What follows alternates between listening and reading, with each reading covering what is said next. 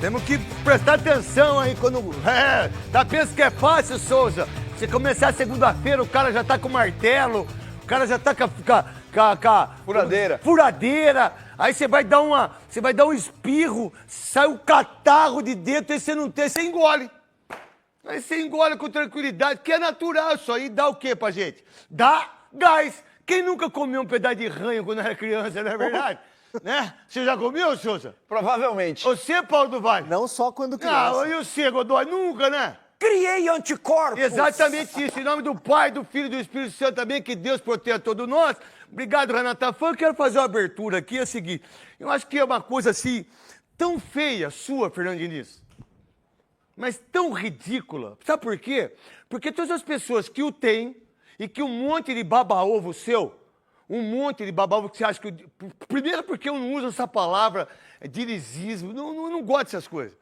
Salve nação corintiana, tudo jóia? Gente, olha eu aqui de novo, Mineirinho na voz, trazendo para vocês mais um cortezinho do vídeo do programa Os Donos da Bola, apresentado pelo craque Neto, que ficou extremamente irritado com o técnico do Vasco da Gama, Fernando Diniz, ao ter uma atitude com o jogador Ryan do Vasco. Diniz acabou aí puxando a orelha do jogador e craque Neto detonou ao vivo, após o Corinthians vencer o Vasco aí de 3-2. Então, a partir desse momento, a gente vai reagir, vai repercutir a todas essas informações, mas vamos começar o vídeo falando um pouquinho de reforços.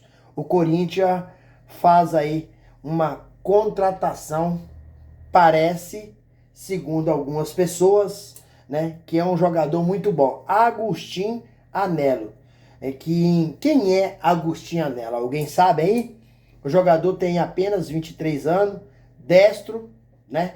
Tem 1,82 m e é americano. Nasceu, na verdade, na Flórida, mas é filho de argentino. Tem dupla nacionalidade italiana. Joga pela direita e também joga pela esquerda. Aí você me pergunta, e o transfer ban?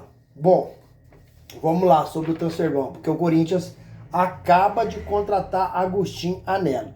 Sobre o transfer ban, o Corinthians contratou, mas não pode inscrever o jogador devido ao transfer ban. Mas o Corinthians está aí tentando pagar através de uma negociação de 3 parcelas, a primeira para o Santos Laguna do México.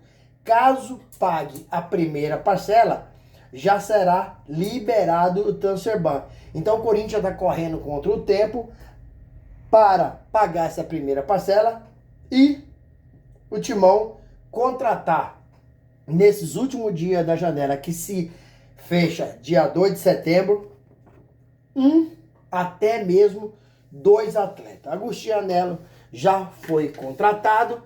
Corinthians está correndo contra o tempo para contratar aí mais um jogador e, dependendo a oportunidade de mercado, o Corinthians pode contratar ainda mais 2 atletas.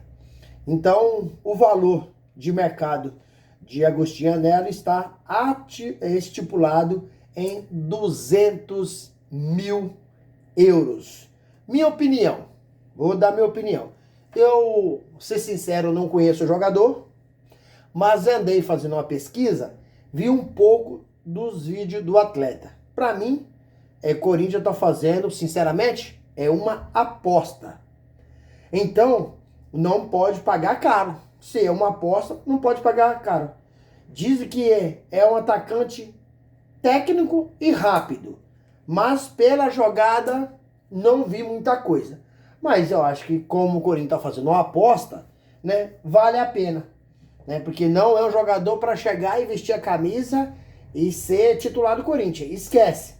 Lembrando que o técnico do Corinthians, Dorival Júnior, só aceitou dirigir o Corinthians porque o diretor executivo do Corinthians, Fabinho Soldado, prometeu ao professor 4 a 5 jogadores.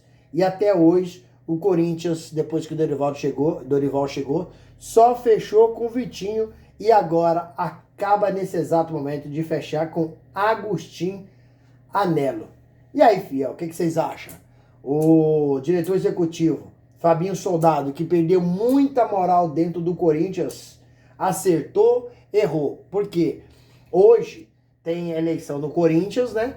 E nem o Osmar Stable, nem o André Castro e nem o Roque Cittadini é fã de Fabinho Soldado. Então, o Fabinho tá no mercado, tá tentando reforçar, tá buscando reforços. E aí, o Corinthians precisa de reforçar esse elenco, porque o elenco do Corinthians é fraco, é um elenco que precisa de bons reforços. Gente, vamos falar um pouquinho agora da eleição política no Corinthians.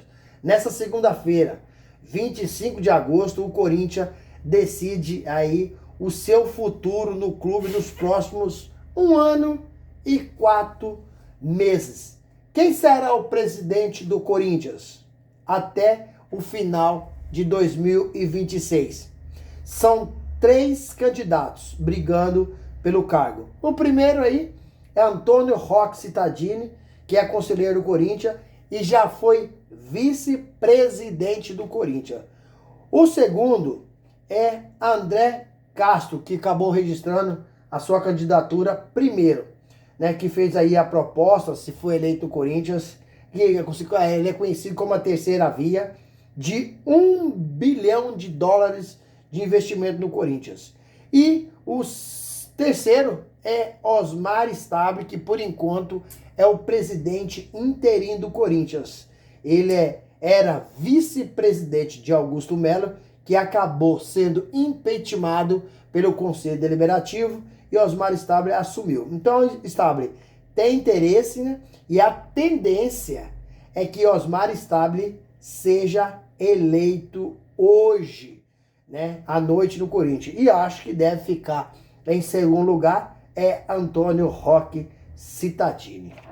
André Castro, que para mim vai ficar em terceiro lugar. Até porque o André Castro não tem força política dentro do clube, né? Porque ele é um cara jovem, tá chegando agora, né? Então, esses caras que já trabalham no Corinthians há 30, 40 anos, tem muito mais força dentro do Corinthians. Hoje também será escolhido o vice-presidente do Conselho Deliberativo.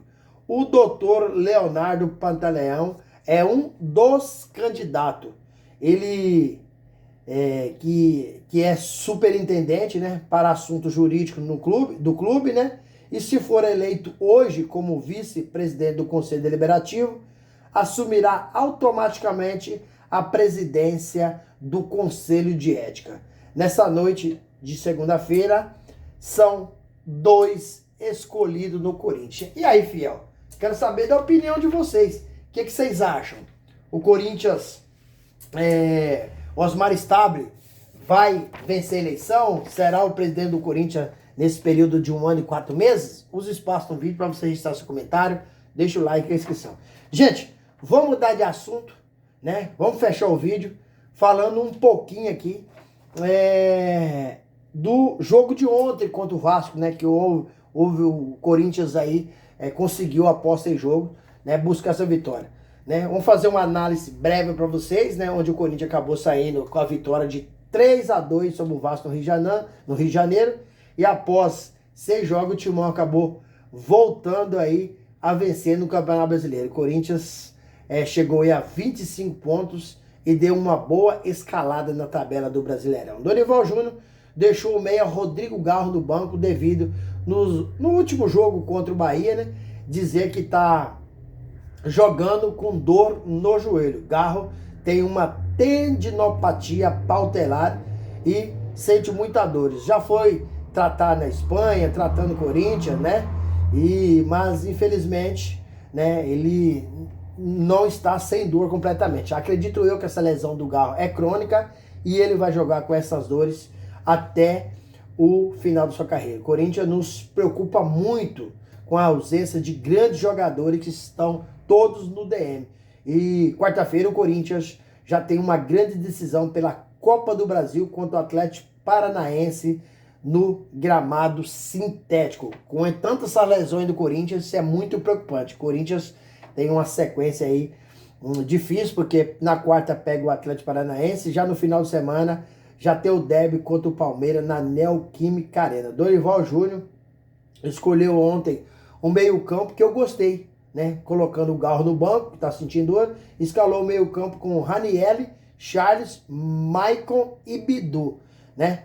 E Maicon acabou fazendo o primeiro gol do Corinthians, né? E no ataque o Dorival escalou aí Kaique e Guinegão, né? Que acabou bagunçando a defesa do Vasco, que é muito fraca tecnicamente. Guinegão fez Corinthians 2-1 no Vasco e depois o Gustavo Henrique acabou fazendo 3-1 Corinthians, e no finalzinho do jogo o Vasco da Gama diminuiu fazendo 3-2. Félix Torres errou feio, e aí que eu te falo, é inacreditável o Corinthians sofrer um transfer ban, né?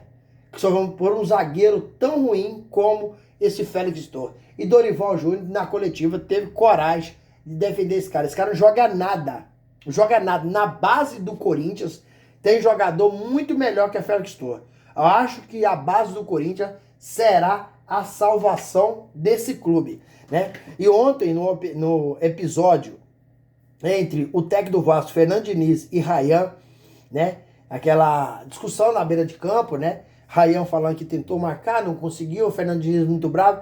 Aí Craque Neto, aí no seu programa, acabou detonando o técnico Fernando Diniz, porque dizendo que Fernando Diniz faz isso porque o cara é jovem. Mas quando pega um medalhão, um cara conceituado, Fernando Diniz pipoca. Isso aconteceu pro Neymar, acontece pro Coutinho, acontece com vários jogadores. Craque Neto ficou irritado e ficou muito pistola com o técnico Fernando Diniz e defendeu o garoto Rayan. E aí, Fia, o que vocês acham? Craque Neto tem razão em criticar o técnico Fernando Diniz por tomar uma atitude dessa?